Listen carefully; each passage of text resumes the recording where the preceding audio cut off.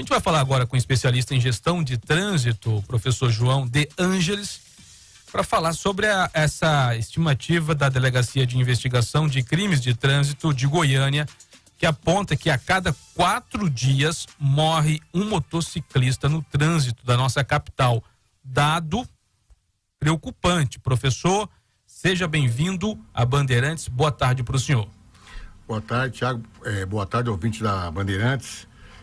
Professor, esse número é preocupante, como eu acabei dizendo aqui, a cada 4 dias uma morte no trânsito, a morte de um motociclista na capital. Qual é o problema que ataca tanto o trânsito aqui na capital, que não é de agora, não é esse dado é só de 2022 até agora, até o começo de maio, mas é um problema bem antigo já, onde os motociclistas sempre são vítimas e alguns acabam, infelizmente, pagando com a própria vida. Onde seriam ali os pontos que o senhor poderia apontar que a gente poderia começar a modificar, professor? Muito bem, a motocicleta, ela tem uma desvantagem muito grande. Ela ganha vantagem na versatilidade. Sim. E perde muito na vulnerabilidade, porque é um veículo muito vulnerável, onde o condutor está totalmente exposto. Não há margem de segurança. E a forma de pilotar de grande parte dos motociclistas levam a isso. Pressa. Por exemplo, o mercado sempre teve os entregadores. Sim. Mas hoje, isso aí agora virou multiplicou. Uhum. E só tende a crescer. A entrega de farmácia, de alimentos, né? Enfim, de quase tudo, até compra de supermercado. Sim. E isso aumentou bastante. E eles trabalham muito com pressa. Então tem esse dado muito preocupante, que é a quantidade. E às vezes a cidade, o país, né? As cidades brasileiras não têm a cultura do mais forte respeitar o mais fraco. Está no Código de Trânsito, mas virou como até um ato poético, porque ninguém respeita. Mas por lado seguinte, o que se pode fazer, né? Sim. Porque o dado está aí e tal, mas o que se pode fazer? Então tem que atacar em 3 frentes: na educação, na capacitação dos motociclistas e também dos demais usuários para respeitar o motociclista, engenharia de tráfego e esforço legal. O que é o esforço legal? Elaboração de normas e leis, fiscalização e também entrando no Ministério Público e o Judiciário, porque os crimes de trânsito a gente vê, isso não é só Goiânia, não é só Goiás, é o Brasil inteiro, que a gente vê que não há punição. Sim. Tem um outro lado também. É muito grande a entrega, ou seja, o motofrete. Sim. É muito, muito grande, mototáxi, motofrete. E a legislação brasileira determina que eles sejam regulados. E as cidades é que tem isso, esse poder de elaborar normas, exigir o que está no Código de Trânsito Brasileiro, exigir o que está em resoluções do CONTRAN e criar uma legislação municipal de regulação, onde eles têm cursos, capacitação, recapacitação, seleção, um vestuário mais adequado. Isso até ajuda no controle, porque estão usando hoje muitos assaltantes aí que se fingem de entregadores e praticam assalto. Isso até ajuda. Mas a gente vê que essa regulamentação, eu estou falando em âmbito de Brasil, não só âmbito de Goiânia, que praticamente não existe. Sim. Então, falta também isso aí. E outra coisa, a fiscalização. Porque o motociclista, ele não pode pensar, a moto é versátil e eu faço o que quero. Falta o poder público também atuar nessa área, atuar com mais rigor. Fiscalização. Professor, pode ser uma pergunta até bem infantil, mas o senhor acha que deveria ter um limite, nas cidades deveria ter um limite para carros, motocicletas, caminhões trafegarem nos municípios? Porque a ideia que a gente tem ter muito motociclista. Logo, teremos confusão, acidentes e mortes. Ou não? Dá para a gente ter essa quantidade de carros, de motocicletas, dá para viver tranquilamente com isso, mas dá para a gente atuar em outros campos e não impedindo, claro, que seria até meio que absurdo a gente impedir as vendas de motos, de carros nos municípios, professor. Olha, o que dá para fazer? Um controle do uso da via. E a competência do uso da via é do município. Então, ele pode simplesmente regular o uso da via. Por exemplo, estabelecendo corredores, restrições de trânsito em determinados horários, de determinados tipos de veículos. Então, esse planejamento é do município. Por isso que a engenharia de tráfego ela é muito importante. Tem modelos, começou na Europa, tem nos Estados Unidos, mas principalmente na Europa, e também indo para o Japão também tem uma metodologia que chama Traffic Calm, onde que eles segregam o trânsito. Por exemplo, velocidade tem que ser controlada e infelizmente a gente vê até assim pessoas querendo tirar vantagem política. Se alguém faz um controle de velocidade nas ruas, fala assim, indústria de multa, visite tal cidade e receba uma multa. Gente, isso é uma hipocrisia muito grande. Falta tudo isso que o senhor falou do poder público, o senhor me desculpa interromper, professor, mas falta também a sociedade entender que não é indústria de multa, é uma preocupação de vocês, especialistas, em mitigar essa quantidade de acidentes. Exatamente. A zona 40, por exemplo, do centro da cidade, muita gente critica, acho que existe até um debate para que aquela zona seja anulada e até diminuir os acidentes, né, professor? Exatamente, porque é o seguinte, a velocidade ela está intimamente ligada ao acidente, tanto ao número como à gravidade. Porque a velocidade, ela te diminui o seu tempo de percepção, tempo e espaço, diminui o seu tempo e espaço de reação e aumenta a área de frenagem e a violência do impacto. Então a velocidade tem sim que ser controlada. E o duro que a gente vê, às vezes, decisões políticas, dificultando a fiscalização por o chamado radar, né, que é o medidor de velocidade. Eu vejo-se muito mimimi da sociedade, mas assim, eu não vou dizer toda a sociedade, mas pessoas que adoram velocidade, e o brasileiro gosta muito de veículo, né?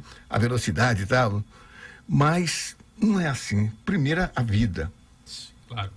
A vida, ela está acima da fluidez do trânsito. Primeiro, a vida. Olha, e o tráfego calmo tem adotado em vários países. O que é tráfego calmo? Trânsito lento, né? Trânsito calmo. Tem adotado em vários países com amplo sucesso. Tem algum exemplo aqui no Brasil, professor? Em alguma cidade? Sim, Curitiba, já em determinados trechos. São Paulo, por exemplo. São Paulo tem uma grande área do centro de São Paulo que não pode veículo, é só pedestres. Eu já ouvi, professor, e aí o senhor pode opinar com mais propriedade, claro, de que o centro da cidade, daqui da capital, deveria ter um raio na região central para que não permitisse veículos. O senhor acha que isso é viável? É prudente fazermos isso? É pertinente tomar esse tipo de iniciativa para evitar mais acidentes? Olha, ganharia muita em qualidade, seria como se fosse um shopping a céu aberto. Mas aí, ou medida polêmica, toda vez que toca nesse assunto parece que desmorona, né? Sim. Mas eu acho uma medida viável. Evidentemente que existe planejamento, claro, existe forma de abastecimento, é um projeto de arquitetura, né? De urbanismo. Sim. Então o mundo clama pela mobilidade e acessibilidade, principalmente acessibilidade, né? E o trânsito do jeito que ele está, acessibilidade quase que nula. A gente poderia também melhorar nossa legislação em relação aos crimes cometidos no trânsito, né, professor? O senhor falou no começo da entrevista que esses crimes vão passando e os culpados não acontece nada com essas pessoas. Exatamente. Por exemplo, né, a lei de penas alternativas, né? E, geralmente nada. Por exemplo, uma coisa que eu sou a favor que mudou, né? A embriaguez. Se o cidadão provoca um acidente, ele é culpado, está embriagado, já não é mais a pena de detenção de 2 a 4 anos, mas sim reclusão até 8 anos. Se, por exemplo, ele está disputando o chamado racha, né? Sim. A via pública. Se ele matasse, era de 2 a 4 anos. Agora não. Agora é reclusão, não detenção, até 10 anos. Então, isso tem que intimidar. Porque o infrator, ele precisa saber que ele é fiscalizado. Porque só tem preocupação com multa quem transgride. O senhor acredita que deveria mudar também em relação ao motorista que mata quando está dirigindo, quando está bêbado, pego embriagado dirigindo? Deveria mudar a legislação para crime doloso, professor? Exatamente. Se não for um doloso, um peterdolo, né? Um dolo eventual, né? Para mim, é um dolo eventual. Sim. Porque ele não quer matar, mas assume seriamente o risco de matar. Chega a ser óbvio isso, né, professor? Lógico, hoje ninguém mais ignora certas coisas, mesmo porque ninguém pode alegar a ignorância da lei, né? Claro, que muda a legislação, então. Se falar, olha, a legislação... Porque vem aquele discurso de algumas pessoas do direito, com todo respeito aos juristas, de que, olha, ninguém sai de casa com a intenção de matar, mas bebeu... É automático. Exatamente. Isso é muito óbvio. É o dolo eventual, né? Ele não tinha intenção de matar, mas assumiu o risco de assim fazer. Campanhas, professor. A gente está caminhando para o final da entrevista. Muito boa o papo aqui com o professor especialista em gestão de trânsito, João De Ângeles. Campanhas por parte do poder público para a gente ajudar a população a se conscientizar mais e a entender que a punição às vezes é necessária e não é indústria da multa. Exato. A certeza da punição inibe a infração. E nós estamos no Maio Amarelo, né? Um mês de conscientização, de educação, de segurança no trânsito. Olha, eu sou a favor de campanha, mas assim, dentro de um programa de educação de trânsito planejado. Não apenas campanhas soltas. Porque se você não prepara, é como você pintar uma parede sem colocar o reboco. Então, precisa sim de campanha, mas tem que ter um programa permanente de educação e segurança no trânsito. Nós temos aí o Plano Nacional de Redução de Acidentes, já tivemos vários mundiais com metas, e a gente vê que muitos ficaram só no papel. Tivemos esforços de uma cidade ou outra, mas pegando o Brasil como um todo, fica no papel. Colocar no papel é fácil. Essa decisão, a gente encerra, professor, por gentileza, essa decisão de tirar os radares, né, os radares das rodovias, de rodovias estaduais e rodovias federais também, tirar o radar com esse propósito de deixar o trânsito fluir, o senhor acha que isso é uma medida que vai incentivar ainda mais os acidentes? Claro que sim. Totalmente equivocada. 1000% equivocada. Não, tem que fiscalizar. Olha, países de primeiro mundo, país com altos índices de educação, é rigorosa a fiscalização. Fiscaliza por antena, até por tempo médio de velocidade, fiscaliza por drone. Eu não vejo para mim dificuldade nenhuma de cumprir a legislação. Eu quero ficar vivo. E a velocidade mata. E o duro é o seguinte, mata os outros também, né? Ele não se mata, não. Ele mata a família dele, os filhos dele, e mata terceiros, que não tem nada a ver com isso. E o problema é que a população, quando algum político toma essa posição de fazer esse controle, professor, a parte da população fica contra, porque acha que é uma indústria da multa. Isso é um problema muito sério. Muito né, sério mesmo, muito sério, viu? Que a gente deveria chamar especialistas, assim como o senhor, mais vezes para engendrar na cabeça das pessoas que as pessoas estão morrendo. A gente está com um dado aqui, né, Macedo, ouvinte, de uma pessoa morrendo há 4 dias em cima de uma moto. E muitas pessoas... Preocupante. Muitas pessoas trabalhando, né, professor? Fazendo a entrega, levando o alimento para alguém. Para garantir o alimento dentro da casa dele. E acaba morrendo por causa de irresponsabilidade de um conjunto de pessoas. Exato. É lamentável mesmo.